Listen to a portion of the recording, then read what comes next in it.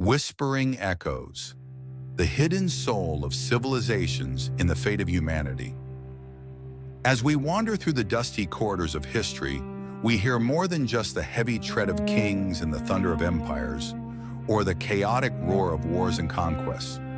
If we listen closely to the depths, we begin to catch the whispering echoes hidden behind the noise. An ancient melody composed of the collective soul, the shared myths, and the existential yearning of civilizations. History is not merely a dry record of what has passed.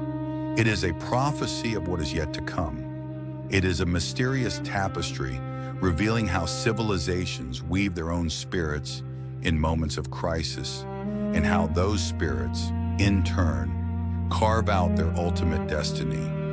On this journey, we will follow the frayed threads of that tapestry to uncover the hidden fate of mankind. The keys, Cognosis and Das-Man. To decode this mysterious fabric, we need two master keys. The first is Cognosis, the process by which a society, when pushed to its brink by fear and uncertainty, births new systems of meaning, myths, and stories to survive. Crisis, in this sense, is not just destruction, it is the labor pain of a new worldview. Our second key is Das-Man, the slow-shifting collective soul of a civilization, its shared identity and cultural blueprint. Das-Man acts as an invisible moral compass, steering a civilization toward its greatest triumphs or its inevitable collapse.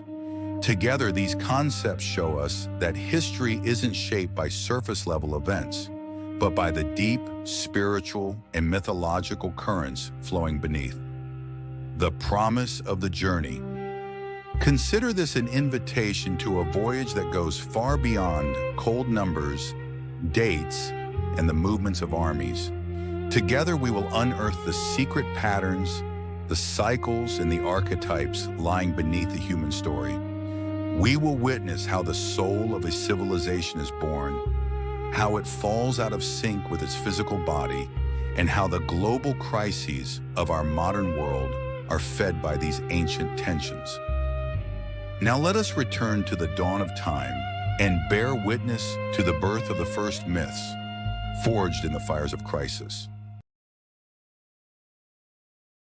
Civilizations are built upon foundational narratives that bind them together and grant them a sense of purpose. Yet these stories do not bloom in times of prosperity or peace. They are born in the depths of crisis, amidst the greatest fears and existential uncertainties of mankind. A crisis is not merely a moment of ruin. It is the womb where the deepest and most enduring meanings are conceived. When a society is confronted by forces it cannot see, it weaves new stories to make sense of the challenge. These are our myths, and they become the very DNA of a culture. Cognosis in action, the ancient Greek legacy. One of the most vivid examples of this cognosis process unfolded in ancient Greece. The Persian invasions of 490 and 480 BC sent a shockwave of terror and doubt through the Greek world. Facing this existential threat, thinkers like Aeschylus, Sophocles, and Euripides used their tragedies to question the very nature of the gods, fate, and the invisible powers that govern us. This inquiry deepened with the devastation of the Peloponnesian Wars, as faith in the gods crumbled and the social fabric tore apart. It was out of this despair and the death of old myths that Plato and Aristotle rose. In the first half of the 4th century, they forged their own philosophical myths based on rationality, a new worldview that would eventually lay the intellectual foundations of the Roman Empire. Echoes of the Axial Age. This process of myth-making was not confined to Greece. During the same period, known as the Axial Age, the entire planet seemed to be burning in the fires of a shared crisis of meaning. This was a global wave of cognosis, a planetary response to universal existential challenges. The rise of Confucian and Taoist philosophies in China, the codification of the Hebrew Bible in Israel, and the ascent of Buddhism in India were all manifestations of the same fire, lit in different corners of the world to illuminate the darkness. A modern vision. The legacy of Francis Bacon. Cognosis is not a relic of the ancient past. In the 1620s, Europe was paralyzed by over a century of religious wars, where Catholics and Protestants tore the continent apart. In this environment of total crisis, the English philosopher Francis Bacon reimagined the theology of Aquinas from 3 centuries prior to create a new myth that envisioned the modern world of Western science. Curiously, Bacon's vision drew inspiration from the apocalyptic beliefs of the Middle Ages: Armageddon, the ascent of the blessed, the perfection of man, and eternal life. These ancient myths found their echoes in the defining technologies of the 20th century: atomic energy, Armageddon; space travel, the ascent; genetic engineering, perfection; and artificial intelligence, eternal life. Myths do not just explain the past, they plant the seeds of the future, shaping the path of civilizations for generations to come. Every civilization is composed of 2 fundamental elements in constant tension: the tangible body and the intangible soul. This duality is both a civilization's greatest strength and its deepest vulnerability. Throughout history, the primary source of tension, crisis, and eventual collapse has emerged from the crack at the heart of this structure, a dangerous rift where the body outpaces the soul. The 2 pillars of any civilization are Techne and Das-Man. Techne represents the physical body, the architecture, the roads, the technology, and the military might. This body is cumulative.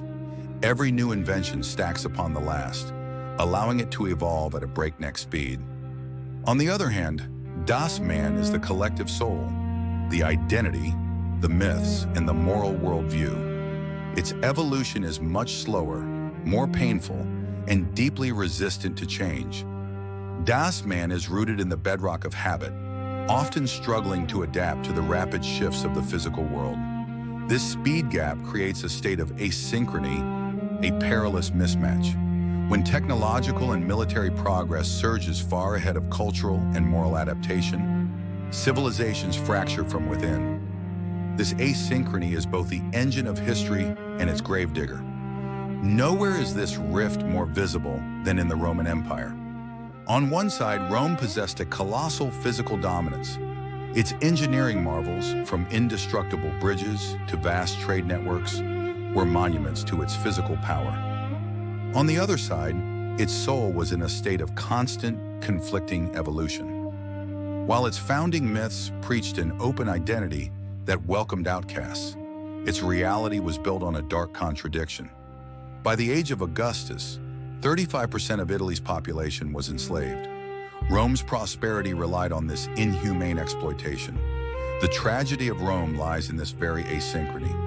The massive body built of stone and steel could no longer be sustained by a soul that preached inclusion while enslaving a third of its own people. The empire's physical weight eventually crushed its moral integrity. And so we must ask, does this ancient mismatch still haunt us today? In our globalized, hyper-technical world, what new and more dangerous forms has this rift taken? The engines of expansion.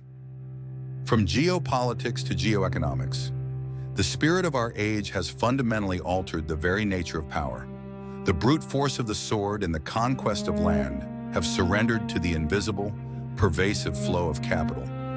Geoeconomics has emerged as a new kind of sorcery, where the fates of civilizations are no longer written by marching armies, but by the movement of markets and the whispers of numbers. This profound transformation is radically reshaping the global order and the ancient ties between civilizations.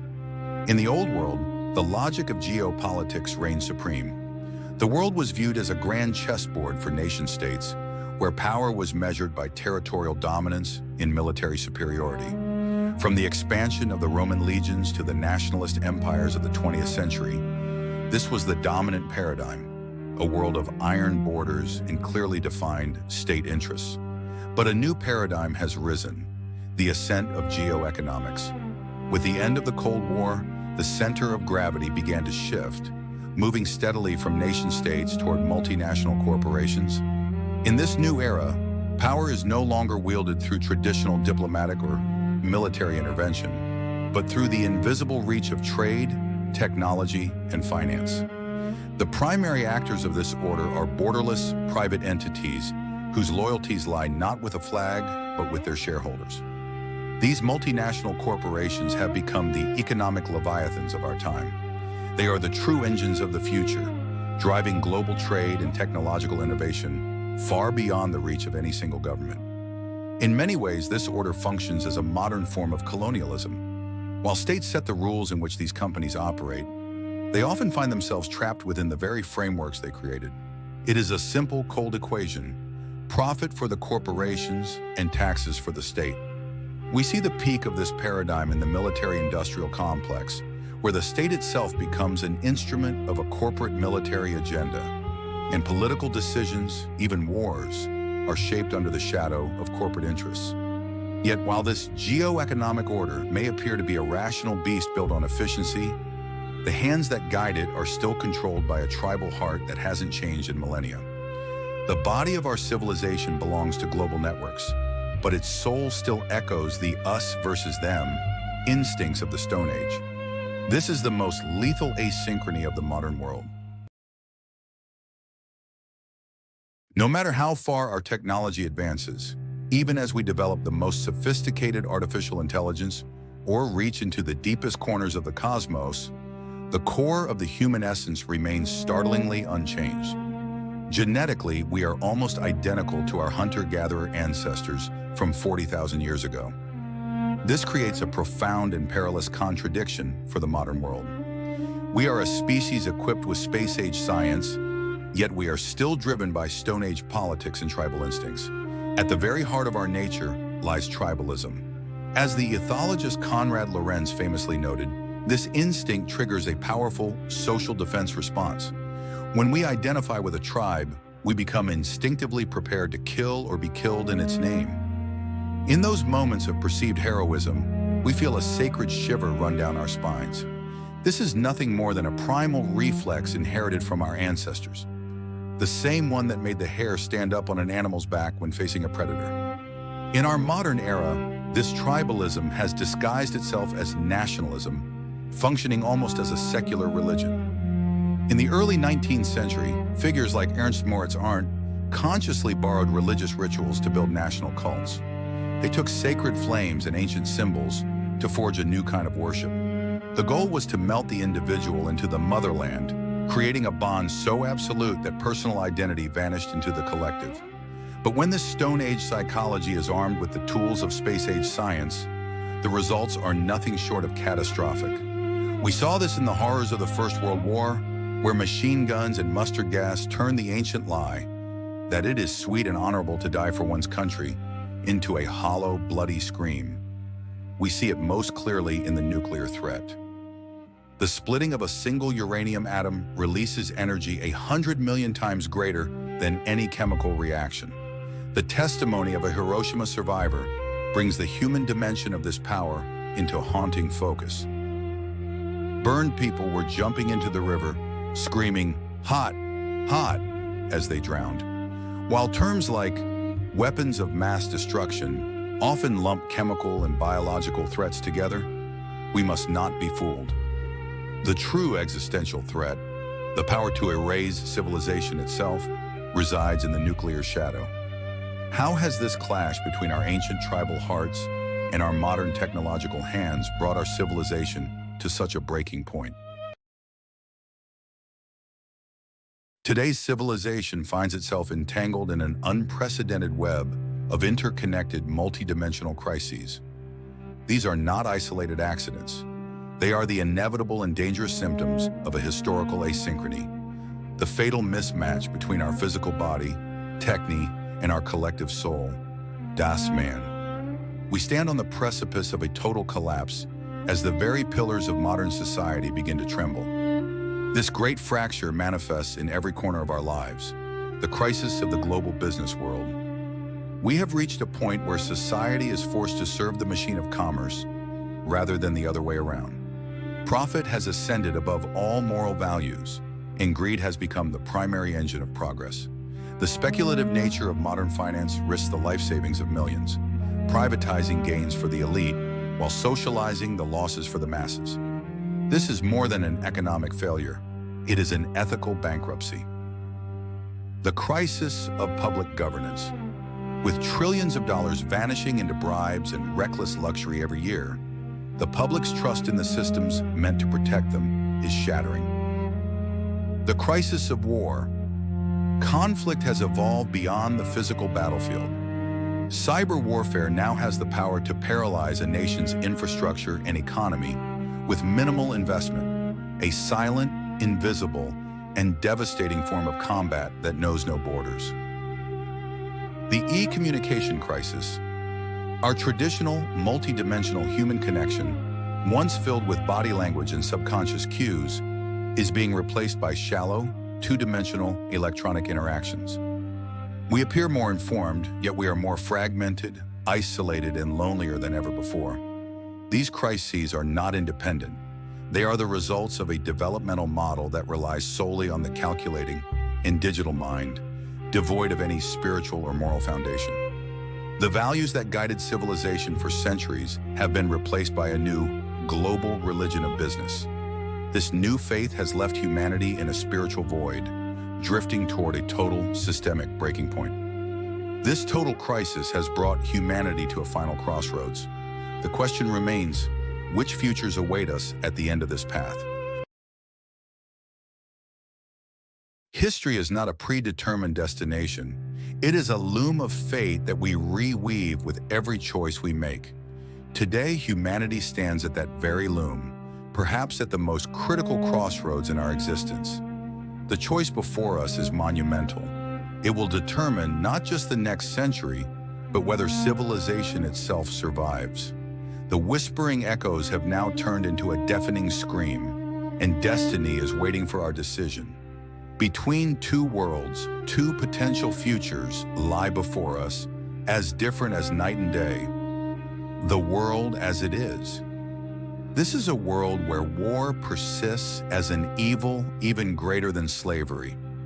It is a future where pollutants continue to choke our rivers and oceans, where the rift between the rich and the poor becomes an unbridgeable abyss, and where fear and mistrust remain the law of the land.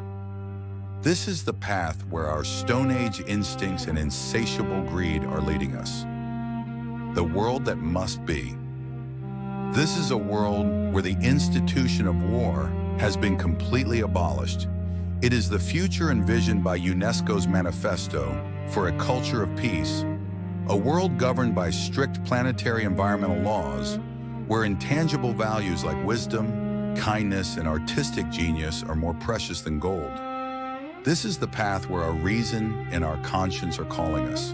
The ultimate task, forging a global soul. The prerequisite for our survival is solving the existential crises of our time: climate change, nuclear threats, and ethical collapse. To achieve this, we must transcend our fragmented local identities. We need to birth a new global Das-Man for the third millennium, a collective soul that unites all of humanity in harmony with the planet. The dictatorial nature of the current order and our old national identities will resist this change. This evolution may require a self-sacrifice of who we currently think we are. An open ending. This journey does not end with a prophecy, but with a profound mystical question. Will humanity cling to its ancient, tribal, and selfish soul, the very spirit that has brought us to the brink of ruin time and time again? Or will it undergo the painful labor of rebirth to evolve into a universal spirit? The loom of fate stands before us. The threads are in our hands. Like a lone observer gazing at the stars in the silence of the night, humanity is reflecting on its own destiny. The choice is ours.